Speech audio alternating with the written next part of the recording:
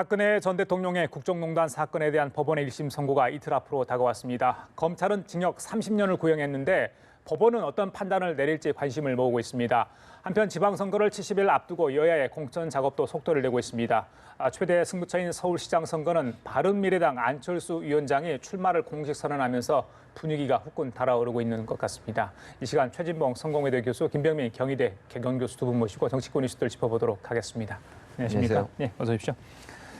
자, 모레죠. 6일 날 오후 2시 10분에 박근혜 전 대통령에 대한 1심 선고 공판이 예정이 돼 있습니다.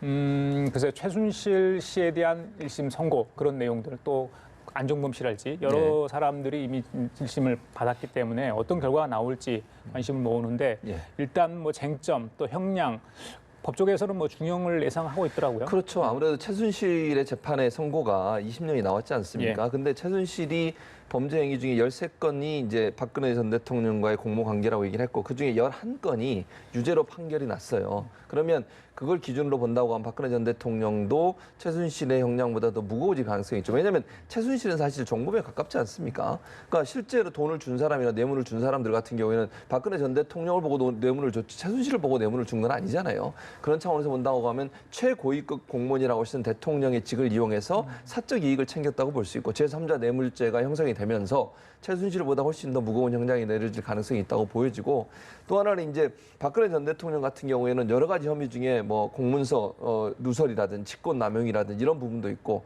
또 하나는 이제 뭐 아직은 그건 재판까지 가지 않았습니다만은 뭐 앞으로 있어질 그 국정원 특활비 문제 이런 문제 이런 문제까지 종합적으로 고려하면 상당히 높아질 가능성이 있고 뇌물 같은 경우에는 1억 원 이상이면 사실 10년 이상 무기징역까지도 처해질 수 있는 형량이거든요. 그런 차원에서 본다고 하면 제가 볼 때는 형량이 좀 높아질 가능성이 있고 최순실보다 높을 거다. 그래서 대략 뭐 20년이 최순실이 선고를 받았지 않습니까? 박근혜 전 대통령은 뭐 30년까지도 할 수 있겠지만 뭐 25년 플러스 마이너스 뭐 25년 30년 사이가 되지 않을까 하는 게 제 개인적인 추측입니다. 재판을 현재 계속 거부를 하고 있죠. 작년 10월 이후에요. 구속 기간이 연장된 이후에 계속 거부를 하고 있는 상황인데 이번에도 뭐 나오지 않을 것으로 다들 보던데요? 네, 맞습니다. 박근혜 전 대통령은 뭐 재판을 줄곧 거부하고 있는 상황이기 때문에 1심 선고 과정에서도 나오지 않을 확률이 아주 높고요. 여기 대해서 뭐 구인장을 발부해서 일부러 박 전 대통령을 재판장에 데리고 오게 할 수는 있겠으나 전직 대통령에 대해서 그렇게까지 하지는 않을 확률이 높습니다. 그러니까 저는 1심 선고에서 좀 눈여겨봐야 될 대목이 하나 있다면 이재용 삼성전자 부회장의 재판과 맞닿아 있는 부분이라고 보는데요. 그러니까 정유라의 승마 지원에 관한 뇌물죄가 사실은 이번 박근혜 전 대통령이 국정농단 사태에 대한 핵심적인 내용이기도 합니다. 그러니까 이 전 대통령이 이재용 삼성전자 부회장이 1심에서는 유죄가 선고됐었지만 2심에서는 일부 유죄가 선고되면서 집행유예로 풀려난 바가 있거든요. 그러니까 여기에 대해서 박 전 대통령과 경영권 삼성전자의 경영권 승계를 관련한 묵시적 청탁이 있었는가에 대한 여부를 1심에서 인정했지만 2심에서 인정하지 않은 겁니다. 그러니까 박근혜 전 대통령의 1심 선고에서 과연 재판부가 이와 같은 판단에 이재용 삼성전자 부회장이 1심 재판부의 손을 들어줄지 2심 재판부의 손을 들어줄지 여부가 4월 6일 재판의 판결이 나는 부분이라 이 부분은 아마 좀 명심해서 볼 필요가 있겠다라는 생각이 들고요. 나머지는 앞서 잠깐 말씀을 해주셨지만 이 뇌물에 관한 부분들은 특히나 국정원 특수활동비에 대한 이 부분들이 굉장히 또 크게 혐의가 남아있는 터라 이번 재판과는 별개로 앞으로 있는 재판에서도 박 전 대통령에 대한 혐의가 굉장히 중대해서 사실상 중형을 피해가기는 어려운 부분으로 보입니다. 그동안 재판을 거부했던 부분도 형량이 어느 정도 반영이 될까요? 글쎄요, 그 부분은 이제 박근혜 전 대통령이 주장하고 있는 건 여기에 대해서 이제 검찰이 무리한 그 기소 뭐 등에 대한 이유를 좀 대고 있는 상황이 있지 않았겠습니까?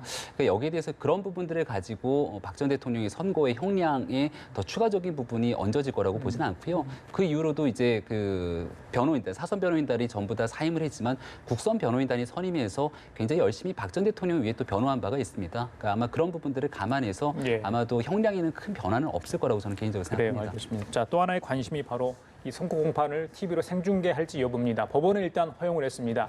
1, 2심 재판에서 선고 결과를 공개를 하겠다. TV로. 이건 처음입니다. 사실 그렇죠? 그런 결정을 하게 된 이 배경, 또 거기에 대해서 박근혜 전 대통령 측은 이건 아닌 것 같다. 이런 이야기를 했고요. 또 가처분 신청까지 했습니다. 전체를 다 생중계해서는 안 된다. 가처분 신청까지 냈다고 그래요. 그렇죠. 그렇죠. 1차적으로 왜 그런 법원이 이런 판결 사실은 이제 법원이 규칙을 바꿨잖아요. 규칙을 바꿨는데 바꾸는 이유가 두 가지로 얘기했어요. 첫째는 국민의 알 권리 충족. 두 번째는 사법부의 신뢰 회복. 이 두 가지 이유 때문에 규칙을 바꾼 거거든요. 그전에는 이런 룰이 없었어요. 그런데 이 두 가지 국민의 알 권리를 충족시켜주고 사법부의 신뢰를 회복하기 위해서 공개하는 것을 할 수 있다. 재판부의 판단에 의해서 할 수 있다라고 규칙을 바꿨고 그게 처음으로 적용되는 사례라고 볼 수 있겠습니다. 뭐 다 아시는 것처럼 박근혜 전 대통령과 최순실 사건 같은 국정농단 사건이 국민의 모든 관심이 집중된 사건이죠. 또 어떻게 대통령이 사적 이익을 위해서 권력을 남용했는지 하는 부분들에 대해서 국민 모두가 관심을 가질 수 있는 내용이기 때문에 국민의 알 권리 차원에서 공개할 필요가 있다고 보여지는 것 같고요. 또 하나는 이제 선고 공판이기 때문에 대체적으로 판결문을 읽는 게 대체적으로 재판의 전체 내용이지 않겠습니까? 뭐 1시간 만에 2시간 정도 읽을 것 같은데 판결문은 일반인들이 사건 번호만 알면 누구든지 나중에 볼 수 있는 내용이에요. 그런 내용이라 물론 사람이 말로 얘기한 판사가 말로 얘기하는 것과 글로 읽는 건 약간의 차이가 있을 수는 있지만 그 자체가 비밀이나 아니면 알려지지 말아야 되는 것은 아니거든요. 그런 차원에서 본다고 하면 국민의 알 권리 차원에서 일정 부분 공개하는 게 필요하다고 봤을 것이고 또 하나는 재판부는 그렇게 얘기했어요. 이게 공익에 더 앞장선다. 그러니까 피고인이 당할 수 있는 뭐 피해가 있다 하더라도 그것보다 공공의 이익이 더 앞선다고 생각하면 그것을 먼저 고려할 수밖에 없다라고 얘기를 하면서 이걸 이제 허용을 했기 때문에 뭐 제가 볼 때는 재판부 입장에서 국민의 알 권리 차원, 그 다음에 사법부의 신뢰 회복, 그리고 이 사건이 가지고 있는 사회적 무게감 이런 부분들이 종합적으로 고려가 돼서 아마 허용한 것이 아닌가 하는 생각이 듭니다. 법정에서는 이 법원이 운영하는 4개의 고정 카메라가 이제 촬영을 하게 됩니다. 그 후에 그 카메라를 찍은 영상들이 밖으로 공개되고 일반 방송사 카메라는 이제 들어갈 수 없는데 재판부는 일단 법원에서 나오는 그러니까 출정부죠. 법관이 들어서부터 끝날 때까지 전 과정은 아니고요.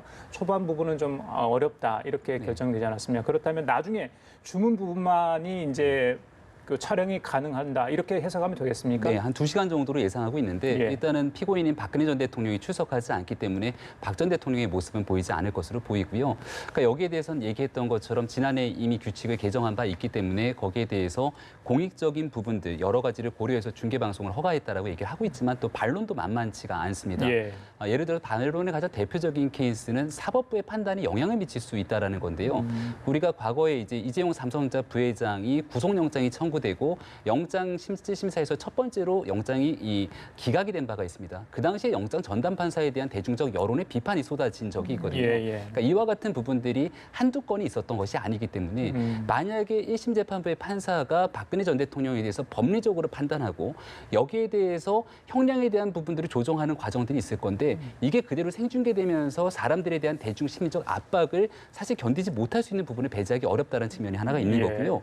두 번째 이제 피고인의 인권을 얘기하는 경우도 있습니다만은 하급심 재판부에서 이거를 이제 생중계하는 부분들이 이재용 삼성전자 부회장의 경우도 1심 재판부의 판단과 2심 재판부의 판단은 완전히 뒤바뀌어진 전례가 있는 건데 1심 재판부의 이 과정에 생중계되는 상황을 그대로 보도하기 시작하면서 이 내용을 가지고 피고인이 갖게 되는 혐의에 대해서 그대로 인식하게 됐을 경우 나중에 재판 결과가 뒤바뀌더라도 이 피해를 되돌릴 수 없다는 측면이 있기 때문에 여기에 대해서는 과연 이번에 있는 결정 선례가 앞으로도 어떻게 이어질지는 좀 우리가 지켜봐야 될 대목이라고 생각합니다. 방금 전에 법조 출입 기자를 통해서 그 법원의 분위기 벌써 긴장감이 감돌고 있다지 않습니까? 그렇죠. 오늘 동생이죠. 박근영 씨가 법정에 출석하면서 다른 재판입니다.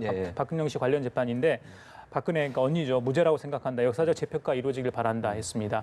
혹시 당일날 그 주변에 지지자들이 많이 와서 뭐 이렇게 집회나 시위를 할 가능성이 있다고 보세요? 뭐 있다고 봐요. 저는 많이 있다고 보고 저는 그럴 가능성이 높다고 봅니다. 왜냐하면 잘 아시는 것처럼 박근혜 전 대통령이 뭐 이게 구속되면서 또는 여러 가지 사건 지금도 사실은 매주 주말마다 일부 지역에서 그런 집회들을 하는 걸 볼 수 있는데 그래서 제가 볼 때는 이 선고가 이루어지는 그 날도 분명히 법원 밖에서는 그런 긴장감이 고조될 가능성이 있고 또 반대로 박근혜 전 대통령을 처벌하라고 하는 그런 요구도 있을 그런 집회가 양쪽에서 일어날 가능성이 있어서 법원이 지금 긴장을 하고 있고요.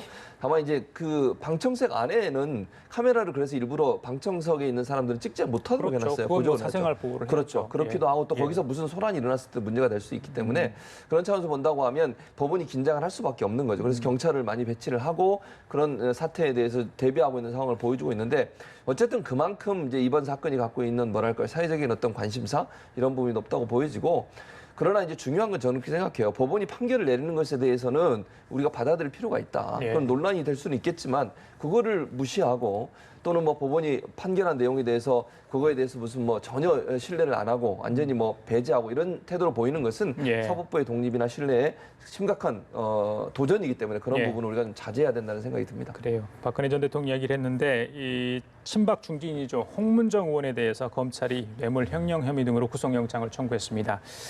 그런데 현직 의원이죠. 이 국회 체포동의안 절차를 밟아야 됩니다. 오늘 법무부가 체포동의안을 국회에 제출을 했다고 합니다. 접수를 한 겁니다. 지금 이제 임시국회 회기 중이죠. 그렇죠. 예, 많은 절차들이 있어요. 그런데 과거에 보면 이게 잘 안 되더라고요. 안 됐죠. 예. 사실은 지난번에 최근에도요. 배덕광, 최경환 그리고 이우현 의원 같은 경우에 한 번도 체포된 적이 없어요. 체포동의안을 통과된 적이 없죠. 그러니까 본회의에서 이걸 통과를 안 시키는 거잖아요. 결국 국회의원들이 국회의원 본인들 그 동료들을 감싸기를 하는 거 아니겠습니까? 국민들이 볼 때 얼마나 한탄스러울까 하는 생각이 들어요. 국회의원들이 저렇게 자기들 동료들을 감싸기 위해서 물론 이제 지금 현재 홍문정 의원이 여러 가지 의혹이 있긴 아닙니다. 뭐 범죄 사실 있냐 없냐는 나중에 재판을 통해서 밝혀지겠지만 이런 문제가 있다고 하면 영장실심사 나가서 충분히 소명하고 본인이 죄가 없다고 하면 얘기하면 되는 거 아니겠습니까? 그거 자체를 아예 원천 봉쇄하는 이런 국회의 태도 자체는 사실 국민들이 볼 때는 상당히 이해하기 힘든 부분이라는 생각이 듭니다. 국회가 이만큼 신뢰를 못 받고 있는 상황에서 이런 태도를 보이는 것은 국회의 전체적인 신뢰를 또다시 떨어뜨리는 행동이기 때문에 제가 볼 때는 처리해서 한번 나가서 직접 소명하고 구속영장 심사 받는 것도 당당하게 보여주는 모습이라는 생각이 들어서 저는 국회가 그렇게 처리를 했으면 좋겠다는 생각이 듭니다. 맞물려서 지금 이제 국회 4월 임시국회가 4월째 공전 중입니다. 이 공수처 설치 한쪽은 방송법 통과 이런 문제로 지금 다툼이 있지 않습니까? 글쎄요, 이런 상황이 있다 보니까 지금 이런 문제 홍문정 의원의 국회 체포동의안 통과도 어려운 상황이고요. 오늘 이제 임종석 실장이 얘기했던 국민투표법 개정안 그 부분도 사실은 개헌 투표를 하려면 반드시 통과돼야 할 그런 절차인데 지금 사실은 국회가 이루어지지 않고 있기 때문에 통과되기 쉽지 않다. 그것도 시한이 있잖아요. 만약 그게 물 건너가면 사실 투표 자체가 어려운 거 아니겠습니까? 그렇죠. 실질적으로 국민투표법 자체가 지금 현재는 위헌인 상태이기 때문에 이 법을 개정하지 않고서는 여야가 합의를 하더라도 대통령이 발의한 개헌안 혹은 국회가 합의해서 개헌안을 내더라도 이번 6월 지방선거에 맞춰서 이 개헌 국민투표를 실시할 수가 없게 되는 상황이죠. 이걸 이제 임종석 비서실장이 입장을 발표하면서 현재 있는 국회 상황을 이제 직무유기라는 표현을 쓰게 됩니다. 그러니까 결국은 국회는 대의민주주의적인 요소를 가지고 국민의 대표성을 국회 내에서 연결하게 되는 건데 이 국민투표라는 건 사실상 이제 직접민주주의적인 요소들이 있는 상황인 건데 이 직접민주주의적인 요소를 대의민주기관인 국회가 이를 무시하고 있다라고 얘기를 하고 있는 거라서 사실 이런 비판을 받지 않기 위해서는 국회가 제 역할을 할 필요가 있다는 거고요.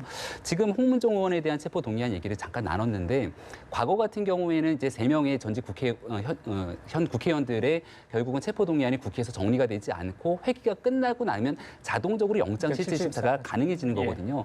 그 당시에는 이제 회기가 얼마 남지 않은 기간이었는데 지금은 이제 4월 임시국회가 아직도 끝내려면 굉장히 긴 기간이 있습니다.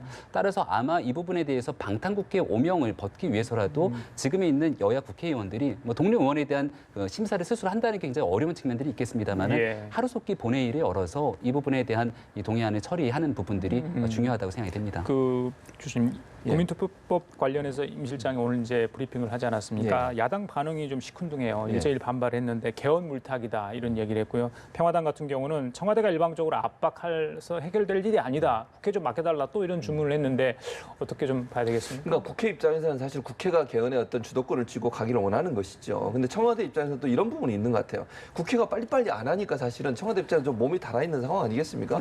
6월 지방선거 때 사실 같이 해야 되는데 그러려면 시기가 그렇게 많이 남지 않은 상황에서 국회가 이 부분을 빨리빨리 처리해 주기를 압박하는 모양새로 저는 생각을 해요. 그러니까 두 가지의 목적이 있는 거죠. 첫째는 정말 국민투표법이 개정이 돼서 6월 지방선거에서 함께 할 수 있도록 하는 뭐 실질적인 요소도 있지만 또 하나의 요소는 국회를 압박해서 국회가 적극적으로 개헌 논의에 뛰어들 수 있도록 하는 그런 분위기 형성에 도움이 된다고 저는 보거든요. 그러니까 임종석 실장 입장에서는 두 가지 측면을 함께 공격을 한다고 저는 보여지고 이것은 결국 국회에 대한 압박이기도 하지만 국민에 대해서 청와대가 어떤 목소리를 내고 있는지를 보여주려는 시도라고도 보여져요. 사실은 개헌이라고 하는 것이 국민들의 어떤 여론의 영향을 받아서 여론이 만약에 개헌에 대한 강력한 어떤 요구가 있으면 국회가 나설 수밖에 없는 상황 아니겠습니까? 그러니까 청와대는 국민과의 약속을 지키면서 개헌을 적극적으로 추진하고 있는데 국회가 발목을 잡고 있다. 이런 이미지도 또 만들어낼 수 있는 요소가 되기 때문에 임종석 실장 입장에서는 그런 여러 가지 포석을 통해서 이런 발언을 한 게 아닌가 이런 생각이 듭니다. 오늘 아침에 있었던 여야 원내대표 초찬 회동도 아무런 성과 없이 끝났습니다. 방금 전에 청와대 쪽에서요. 국회가 가능한 부분만이라도 좀 개헌에 합의했으면 좋겠다. 이런 얘기를 했다고 합니다. 제가 잠깐 좀 전해드리고요. 안희정 전 충남지사 얘기 좀 하고 가겠습니다. 오늘 이제 두 번째 영장 실질심사 아마 이 시간에 계속 진행이 되고 있는 것 같은데요. 검찰에서 다시 이제 영장을 청구한 거 아니겠습니까? 그렇죠. 두 번 청구. 그래요. 지난번과 상황이 어떻게 좀 달라진 거예요? 지금은 이제 2차 피해자도 두 번째 2차 피해자가 아니죠. 두 번째 피해자도 함께 집어넣었어요, 이번에는. 그러니까 두 번째 피해자가 지난번에는 첫 번째 김지은 씨만 사실은 이제 범죄 행위 안에 집어넣어서 그 케이스만 있었는데 이번에는 두 번째 피해자 고소인도 함께 추가해서 구속영장 청구를 했거든요. 그런 차원에서 본다고 하면 이제 검찰이 얼마나 증거를 많이 수집했느냐의 문제라고 저는 봐요. 그러니까 사실은 이게 오래전에 있었고 사실은 위력에 의해서 한 것이 증거가 많이 남지 않은 요소가 있거든요. 그러다 보니까 지난번에도 저는 구속영장 청구했는데 기각이 됐다고 봐요. 예. 증거가 불충분한 부분이 있었고 소명이 되는 것이 약간 부족하지 않았나. 그러니까 심증은 가지만 물증이 없는 거잖아요. 이번에 만약 두 번째 고소인의 추가 조사를 하면서 다른 증거들이 있어서 그걸 제시했다고 하면 구속영장 발부가 더 높아질 가능성이 있고요. 또 하나는 이 증거인멸이거든요. 검찰이 지금 계속 주장하고 있는 거고 피해자들도 주장하는 게 뭐냐면 증거인멸에 여러 가지 요소들이 있다고 했어요. 그걸 검찰이 얼마나 확보해서 제시했느냐가 오늘 이제 구속영장이 발부될 거냐 말 거냐 결정적 요인으로 작용할 가능성이 있다고 보입니다. 예. 보강 수사를 검찰이 했다고 그러는데요. 네네. 예. 그러니까 보강 수사를 한 부분과 그리고 2차 구속영장 청구에 이 2차 피해자가 같이 포함되어 있는지 여부는 조금 더 확인해 볼 필요가 있는 것 같고요. 여기에 대해서 일단 검찰은 증거인멸에 대한 우려에 대해서 실질적인 추가적인 증거들을 좀 확보한 것이 아니냐 벌써 이런 분석들이 나오는 겁니다. 그러니까 지금 결국은 안희정 전 지사에 대해서 현재 갖고 있는 혐의에도 불구하고 안희정 전 지사는 이제 모든 것들을 부인하고 있지 않습니까? 그러니까 법원 입장에서는 이거를 법정에서 따져볼 여지, 다툼의 소지가 있다라고 판단할 수 있는 건데 그럼에도 불구하고 반드시 좀 구속을 시켜야 된다라는 영장을 발부하기 위해서는 조직적인 증거인멸의 혐의들이 명확하다고 판단되면 아마 2차 영장에서의 발부가 가능할 수도 있을 겁니다. 예. 근데 검찰이 그런 것들에 대한 추가적인 내용들을 확보하지 않고 단순하게 또다시 구속영장을 청구했다라면 그것도 문제가 될 수 있는 거거든요. 특히나 여당의 지방자치단체장 소속이었고 그리고 지난번 있었던 더불어민주당의 유력한 대권 주자이기도 했던 부분이 있기 때문에 얼마 전에 있었던 전병헌 전 수석에 대한 영장 청구 같은 경우도 두 차례 영장을 청구했지만 기각이 된 바 있지 않습니까? 그 뒤로 결국은 재판은 진행되고 있는 상황이지만 여기에 대해서 검찰이 보다 면밀하게 수사를 하고 추가적인 정황 증거들을 확보해서 영장을 청구했으면 결과가 바뀌지 않았겠느냐라는 여론도 만만치가 않은 거거든요. 예. 그러니까 오늘 만약에 영장 청구에도 불구하고 기각이 된다면 검찰이 이 부분에 대해서 안희정 전 지사에 대한 분명하고 공정한 수사를 했는가에 대한 아마 비판의 소지들도 적진 않을 거라고 생각합니다. 그래요. 결과 이러면 오늘 밤에 나온다니까 좀 지켜보도록 하겠습니다. 자, 다음 주제는 이제 지방선거 얘기를 안 할 수 없습니다. 70일 앞으로 다가왔습니다. 바른미래당 안철수 위원장이 드디어 서울시장 출마를 선언했습니다. 오늘 했는데요. 출마의 변 간단히 요약된 부분만 좀 들어보고 계속 이야기 나눠보도록 하겠습니다. 들려주십시오. 7년 전 가을 저 안철수에게서 희망을 찾고 싶어 하셨던 그 서울 시민의 열망에도 답하지 못했던 기억 또한 지금도 생생합니다. 그 죄송스러운 마음까지 되새기고 사과드립니다. 그리고 다시 시작하겠습니다. 서울 시민과 함께 다시 희망을 이야기하고 싶습니다. 의사로, 교수로, 벤처기업위원으로 살아온 안철수가 서울이 다시 살아 숨쉬게 만들려고 합니다. 기회를 주시면 시민과 함께 혁신 신화, 성공 신화를 쓰겠습니다. 자, 최 교수님. 예. 7년 전의 상황하고 예. 많이 달라졌잖아요. 그렇죠. 예, 박원순 당황했죠. 지금 현 시장도 그런 얘기를 하던데 예, 예. 자, 이 대목에서 예. 안철수 인재영입위원장이 출마를 선언한 배경 어디 또 물론 선거는 이기기 위해서 나오는 거잖아요. 그렇죠. 또 승산을 봤을까요? 뭐 본인은 그렇게 있다고? 봤을 것 같아요. 예. 근데 뭐 저는 조금 그게 부정적이지만 어쨌든 본인은 승산이 있다고 본 것 같습니다. 제가 볼 때는 이래요. 일단 자유한국당도 후보를 내겠다고 지금 얘기하고 김문수 전 이제 지사가 유력한 후보자로 떠오르고 있고 아마 내일 최고위원회에서 아마 결정할 예, 것 같습니다. 예. 그렇다고 하면 3파전이 되는 거 아니겠습니까? 근데 안철수 지금 영재위원장, 안철수 위원장 같은 경우에는 지금은 보수적 성향으로 분류가 되고 있어요. 바른미래당이 후보로 나온 거 아니겠습니까? 바른미래당이 중도 보수를 지향하고 있기 때문에 그러면 자유한국당과 바른미래당은 결국 같은 어떤 보수층의 지지를 얻어내야 되는 상황이 되는 것이거든요. 그런 차원에서 본다고 하면 예전보다도 훨씬 더 상황이 안 좋은 게 아닌가 하는 생각이 들어요. 이제 혹시나 이럴 수는 있겠죠. 1대1 구도를 가기 위해서 막판에 어느 한 사람이 그냥 자연스럽게 사퇴를 하는 경우도 있을 수 있을 것 같아요. 그러니까 화학적으로 두 정당, 예를 들면 자유한국당이나 아니면 바른미래당이 후보 단일화를 한다 이런 얘기는 안 할 거예요. 제가 볼 때는 끝까지 안 할 겁니다. 그럼 왜냐하면 두 당 다 지금도 보면 절대로 양보는 없다고 얘기하고 있거든요. 맞습니다. 그렇다고 하면 순간 더 이상 가능성이 없다고 느꼈을 때 누군가가 혼자 사퇴를 하고 그 표를 일정 부분 가져가도록 만들어 1대1 구도를 만들어 주는 거죠. 구도가 생기면 가능성이 있다고 보는 것 같아요. 박지원 제가 볼 의원 때는. 이야기 좀 비슷하네요. 그렇죠. 박지원은 그렇게 보는 거죠. 왜냐하면 또 한 가지 뭐가 문제가 되냐면 문제라기보다도 이제 변수가 될 수 있는 게 뭐냐면 남북 정상회담 하잖아요. 그리고 합의문 나올 거 아니겠습니까? 그랬을 때 안보 문제가 또 다른 이슈가 되지 않겠습니까?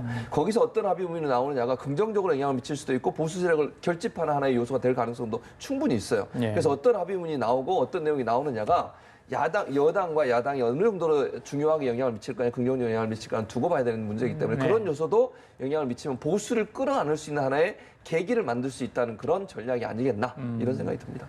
그 작년에 이제 대선 주자로 나왔잖아요. 네. 이제 1년마다 간판을 다른 이제 명함을 들고 나오는 그런 상황이 벌어졌지 않습니까? 네. 작년에 그 득표율만큼 득표를 할 수 있을까요? 어떻게 보세요? 작년의 득표율이 서울에서 적어도 자유한국당이 홍준표 당시 후보를 뛰어넘었습니다. 그러니까 전국적인 선거를 보게 됐을 경우는 홍준표 당시 후보가 2등을 했지만 예, 예. 서울 수도권 지역에서는 안철수 당시 후보가 2등을 했던 전력이 있죠. 거기 덧붙여서 유승민 당시의 바른정당의 후보의 표까지 더하게 된다면 수도권에서의 한국당과의 경쟁력은 훨씬 앞서 있다는 예. 판단을 하게 될 것이고요.